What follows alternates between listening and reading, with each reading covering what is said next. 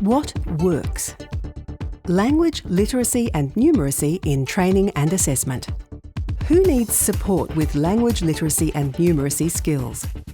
Language literacy and numeracy skills are relevant to everyone, but some adult learners will have particular difficulties with LLN.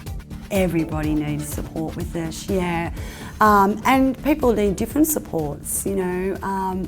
We had the younger students coming in who certainly are quite fluent on the computers and things like that, but our older students aren't. Okay, so everybody at some, and you know, particularly for our more older students, numeracy support has been hugely needed.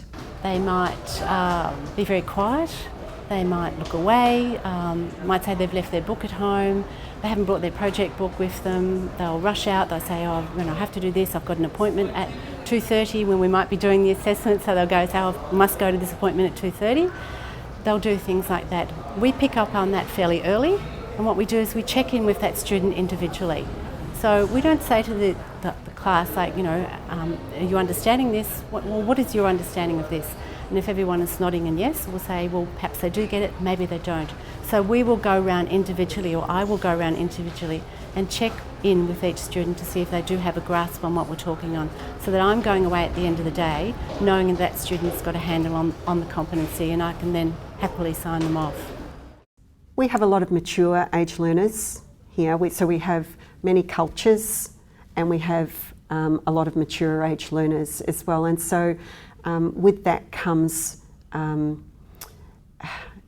poor self-esteem often regarding their learning. It's really important because it actually opens up doors for students, for people. It actually gives people the understanding that they can actually achieve what they want to achieve with strategies and with supports around them.